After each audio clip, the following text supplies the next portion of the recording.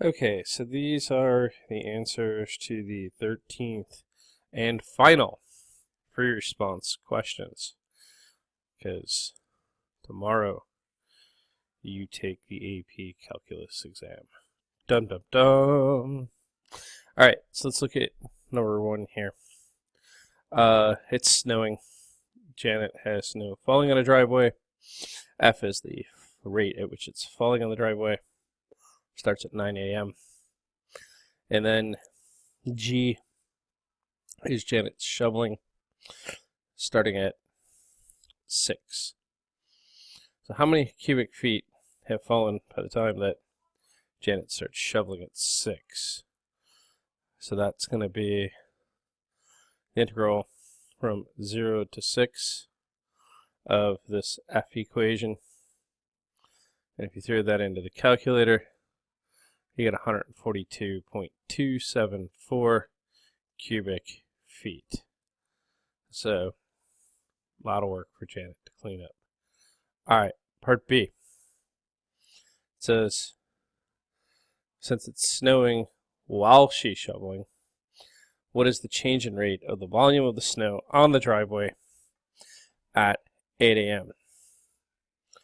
Alright, so is Janet winning or losing? So F at 8 is the amount of snow, that's the rate at which snow is falling on the driveway. G at 8 is the rate at which Janet is removing it. If you put F into the calculator and you find the value at 8, you get approximately 48.417032 cubic feet per hour. Janet's removing snow at 108 cubic feet per hour at time 8. So this means we get negative 59.582 cubic feet per hour at 8 o'clock. So at this point, Janet's winning. More removing faster than snowing. Okay.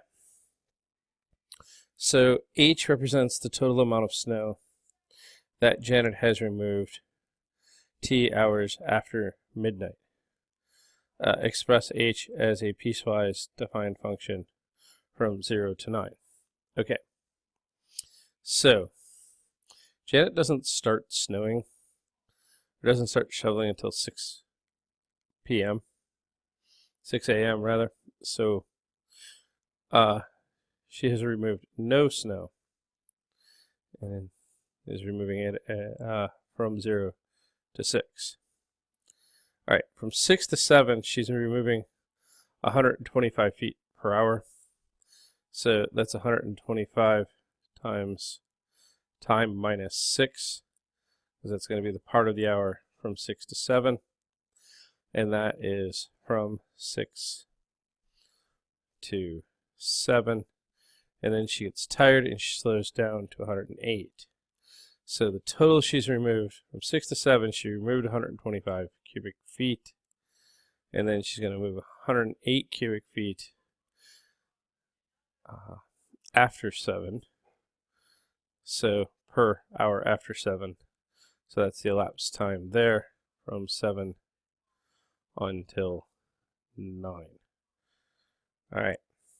So that's great. The last question, which is like the logical one, is if she stops shoveling at 9, how many cubic feet are left on the driveway? So the amount that's fallen from 0 to 9 is 0 to 9 f of t dt. We're going to take away the 125 plus 108, and then it's 9 minus 7 is 2, right? So this comes out as approximately 26.335 cubic inches. So a little more than 26 1/3 cubic inches are left on the driveway at 9 a.m. All right, so there is the entire first problem. Let's look at number 2. All right, so number 2 gives us a table of values for hundreds of entries, right? Hundreds of entries at various hours. So we have like a contest here to name a baby elephant. And we're running from 0 to 8. All this. So what is the approximate rate? So this is going to be an average rate of change problem from times 6. We don't have 6 on the table. We have 5 and 7. So we take e of 7 minus e of 5 over 7 minus 5, which is 21 minus 13 over 2, which is 8 over 2, which is 400.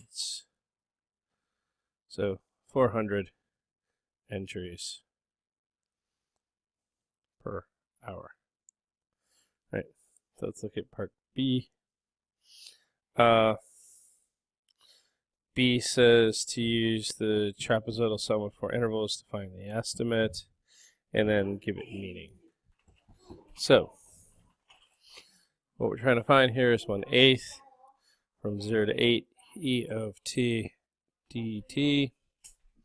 From the table, this is 1/8. This is 0 plus 4 over 2 with a width of 2.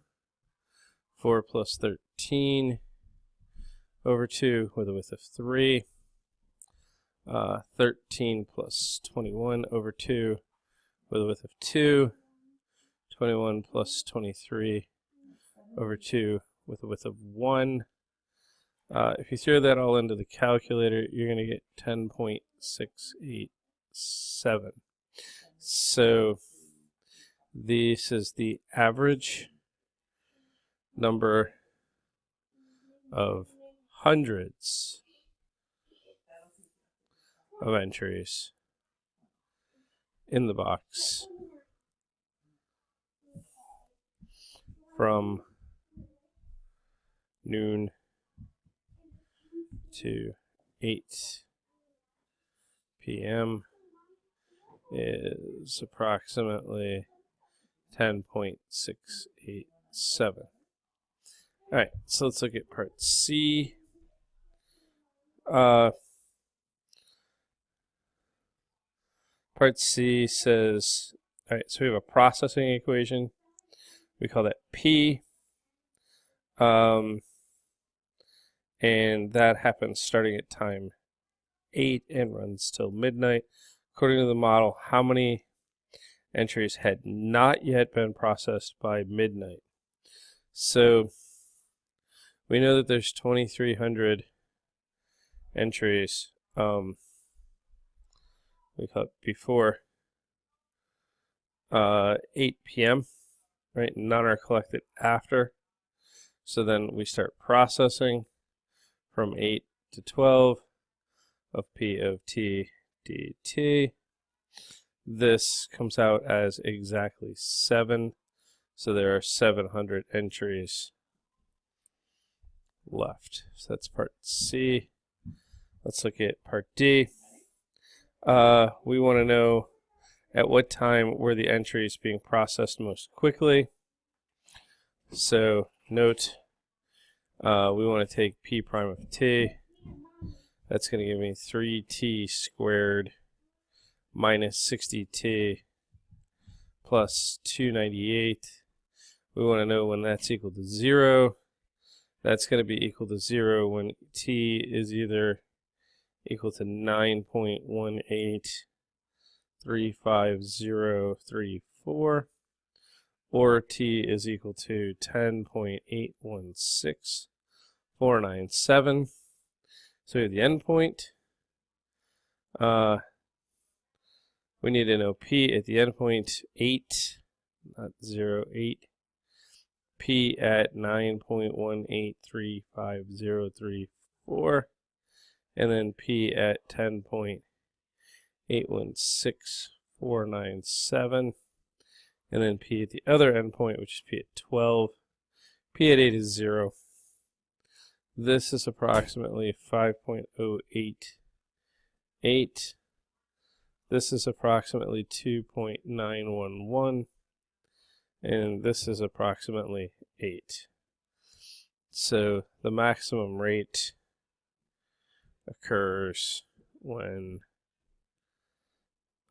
t is equal to 12, which I think is midnight. All right, so that's problem number 2. Let's look at number 3.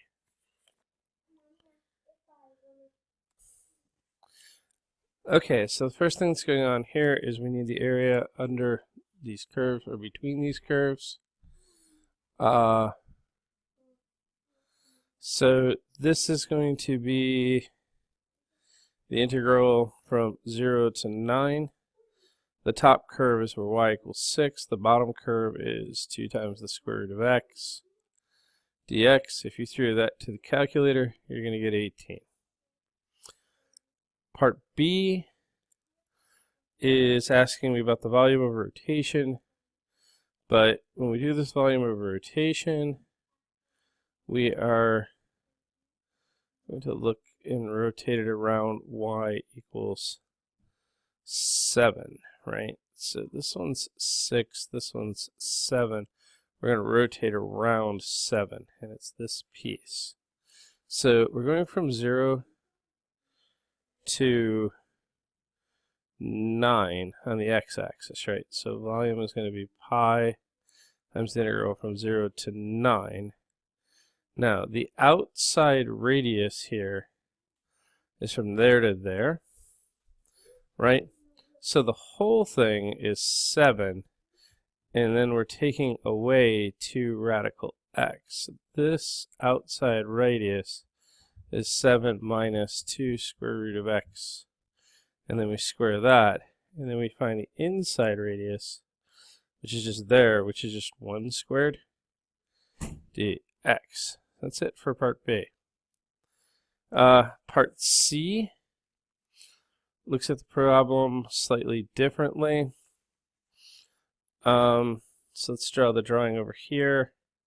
Same drawing. There's my curve. This is the line y equals 6. Okay, so this is the point 6,9. Right. And now what we're going to do is at each perpendicular to the y, we're going to build out a rectangle. And the height of that rectangle is going to be 3 times its width. Okay, so we're given this as y equals 2 square root of x. If I invert that, I get y over 2 is square root of x, which means that x is y squared over 4, which means this distance from there to there is going to be y squared over 4 for that y value, right? The height has to be 3 times that, right? So this here is 3y squared over 4, which means the area of those rectangles can be given by y squared over 4 times 3y squared over 4, which is 3y to the 4th over 16. So we're going to go from 0 to 6 on the y scale. So y is going to be an accumulation from 0 to 6 of these areas. 3y squared over 16 dy. And that's the 3 answers for number 3. So let's move on to number 4. All right, so 4 is a differential equations problem. And they kind of run you through the paces with that. You get this differential equation, dy dx is equal to 1 minus y. Note it's y, not x. And the initial condition is when x is 1, y is 0. And for this particular solution, f of x is less than 1 for all values of x. Alright, so using Euler's method, we make x null equal to 1, y null is equal to 0, right? So we're trying to step down to 0, so my first step is going to be down to a half. So we start at 0. We're stepping down by negative 1/2. And then it's 1 minus y, so this is 1 minus 0. So that's just going to be negative 1/2. So that's not so bad. X2 then is the 0 that I want. Y2 is negative 1/2 plus negative 1/2. And then this is 1 minus negative 1/2, so this will be 1 plus 1/2. So this is negative 1/2. So that's going to be 3/2, so that's going to be minus 3/4. So this is 2/4 minus 3/4. So this will be negative 5/4. And that's the answer to part A. Part B, let's just take a limit. Well, you better bet that this is going to be L'Hopital's rule. Limit as x approaches 1 of f of x over x cubed minus 1. That's f of 1 over 1 minus 1, which is 0 over 0. If we apply L'Hopital's rule, we get the limit as x approaches 1 of f prime of x over 3x squared. The derivative at 1 is going to be 1 minus 0, right? Because when x is the derivative at 1, right? So when x is 1, y is 0, so it's 1 minus 0 over 3 times 1, which is 3. So this is a third. All right, so that's the whole deal with that one. And then part C is actually solving it by separation of variables, right? So dy dx is 1 minus y. So dy over 1 minus y is dx. Take the antiderivative, negative the natural log chain rule gets me negative. 1 minus y is x plus c. When x is 1, y is 0, so this is negative natural log 1 is equal to 1 plus c. 0 is equal to 1 plus c. c is negative 1. So the negative natural log, note, y is always less than 1 in this. So this is, you can make this without the absolute value, is equal to x minus 1. Let's get some room up here. We get the natural log of 1 minus y is 1 minus x. Take e of both sides. 1 minus y is e to the 1 minus x. Negative y is e to the 1 minus x minus 1. Y is 1 minus e to the 1 minus x. And that's the whole problem. All right, so that's number 4. Let's do number 5. Hold on. So quite honestly, I just found number 5 to be tedious, not difficult. Let's bring that back up to size. All right, so it starts off with, like, what's the first couple of terms? The general term of cosine. So cosine of x is 1 plus x squared over 2 factorial plus x to the 4th over 4 factorial. Sorry, this one here. This one's a minus, right? Plus, and then we're negative 1s, so we're going to be at the nth, right? Because that's the 0th term, the first term, the second term. X to the 2n over 2n factorial. That's how we tend to write cosine x. So cosine x minus 1 is just this without the first term.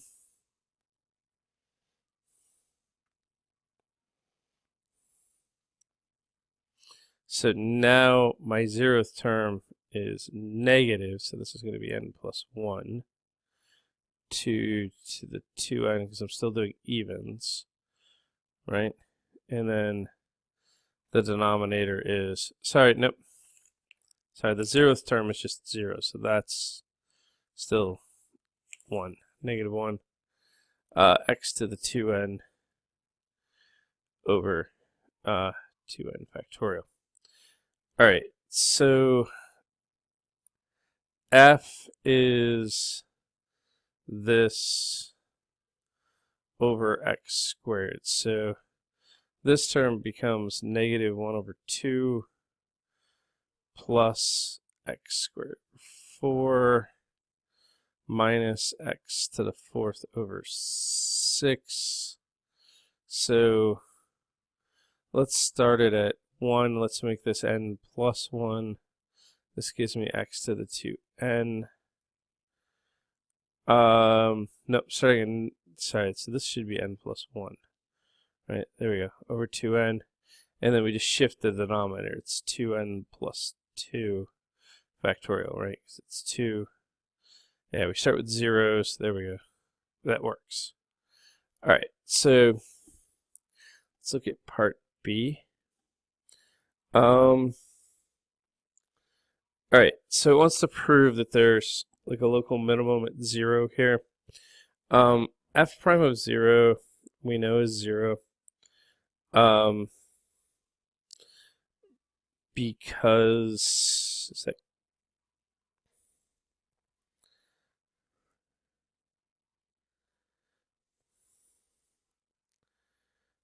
oh, that's given to us at the top, right? Not f prime of 0, f of 0. Hold on.